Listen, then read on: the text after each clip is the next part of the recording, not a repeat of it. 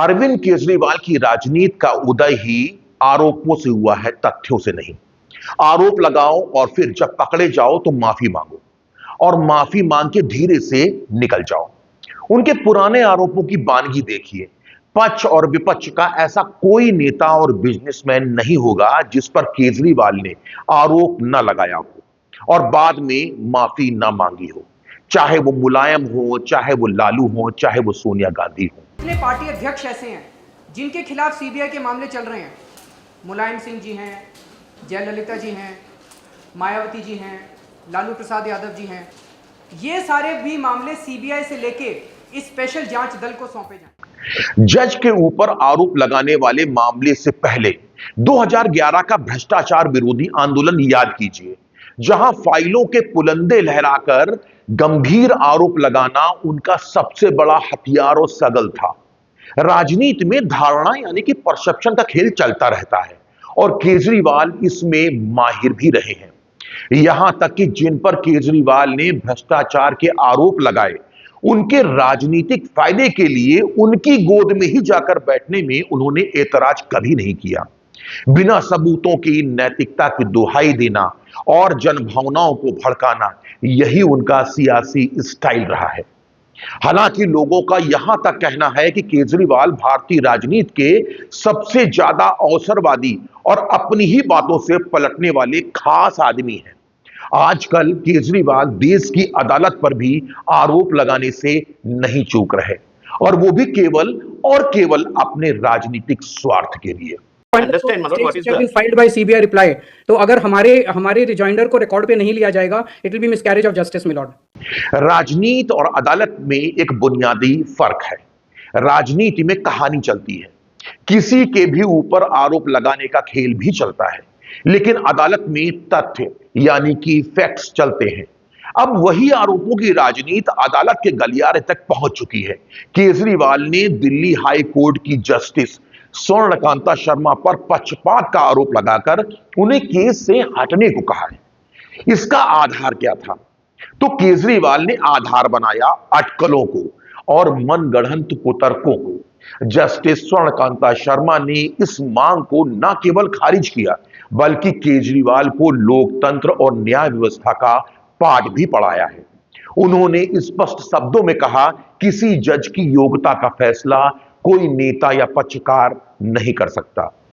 बार बार ये बोलना ही नहीं चाहिए, आपको तो कतई नहीं बोलना चाहिए कि मिसकैरेज ऑफ जस्टिस हो जाएगा, फॉर दिस रीजन कि आपको आउट ऑफ द वे जाके इस कोर्ट में, जिस वक्त ये कोर्ट रिजर्व कर चुकी थी ऑर्डर, मैंने आपका एक एडिशनल एफिडेविट ऑन रिकॉर्ड लिया, जो नॉर्मली किसी भी आम आदमी के लिए नहीं किया जाता। मैंने फिर भी, क्योंकि आप सेल्फ रिप्रेजेंटेड थे, इसलिए मैंने आपका एफिडेविट ऑन रिकॉर्ड लिया। रजिस्ट्री आपकी कोई भी प्लीडिंग इसलिए नहीं करती, आपको भी मालूम है, क्योंकि आप सेल्फ रिप्रेजेंटेड हैं और आपने फर्स्ट डेट पर ये बोला था कि मैंने किसी को ऑथराइज नहीं किया on my behalf to do anything in connection with this application. इसलिए आपके बिहाफ पर आप ही को पेश होना पड़ेगा, और तो कोई पेश नहीं हो सकता, क्योंकि आपने नहीं किया। अब मेरी बात को खत्म होने देंगे, आप पहले वेट करिए। तो आपने ही बोला, तो आपको रजिस्ट्री का एक रूल है, वो रूल सभी के लिए फॉलो होता है, तो वो रूल आपके लिए फॉलो हो रहा है। This is your duty to look after your case, it is not my duty to look after your case. यहां एक शब्द आता है, फोरम शॉपिंग। इसका मतलब है अपनी सुविधा के अनुसार जजों को चुनना। जस्टिस शर्मा ने चेतावनी दी कि अगर आज एक रसूखदार व्यक्ति के कहने पर जज बदल दिया जाए तो यह एक अंतहीन चक्र शुरू हो जाएगा। कल को हर वो व्यक्ति जिसके खिलाफ फैसला आने की उम्मीद होगी, वो जज पर आरोप लगाएगा और केस ट्रांसफर की मांग भी करने लगेगा। जजों के भी परिवार हैं, उनके भी बच्चे काम करते हैं।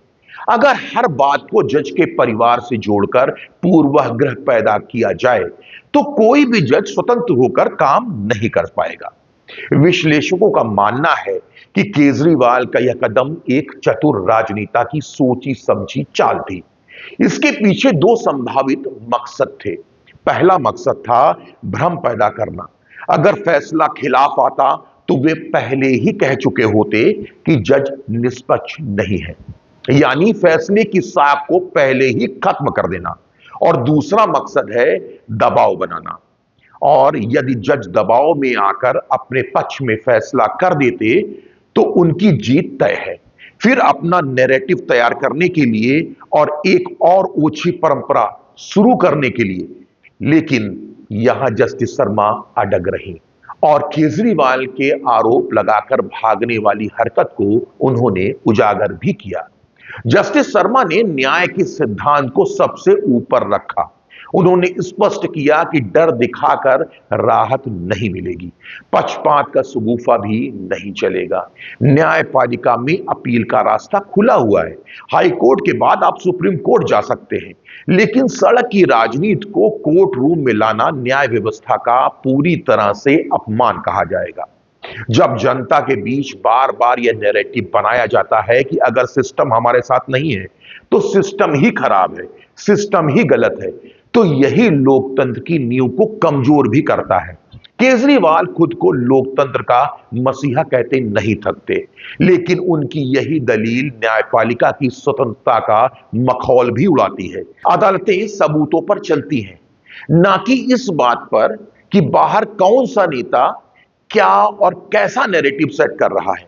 जस्टिस शर्मा ने यह साफ कर दिया कि वह बेखौफ होकर अपना फर्ज निभाएंगी और किसी भी मनगढ़ंत आरोप के आधार पर खुद को केस से अलग नहीं करेंगी। आखिर में यह कहना गलत नहीं होगा कि जिस आरोप की राजनीति ने केजरीवाल को सत्ता के शिखर तक पहुंचाया है, वही राजनीति अब उनके गले की फांस बन सकती है। और लोग केजरीवाल और उनकी पार्टी के नेताओं की हरकतों से वाकिफ भी होने लगे हैं। अदालत में कुटिल बुद्धि और राजनीतिक प्रोपोगंडा नहीं, बल्कि कानून की किताब और दलीलें चलती हैं। दिल्ली हाई कोर्ट का यह कड़ा रुख उन सभी के लिए एक संदेश और संकेत भी है जो न्यायपालिका को अपने राजनीतिक शतरंज की बिसात समझते हैं। न्यायपालिका निष्पक्ष है और इसे निष्पक्ष ही रहने देना चाहिए। एक स्वतंत्र लोकतंत्र की पहचान भी इसी में है।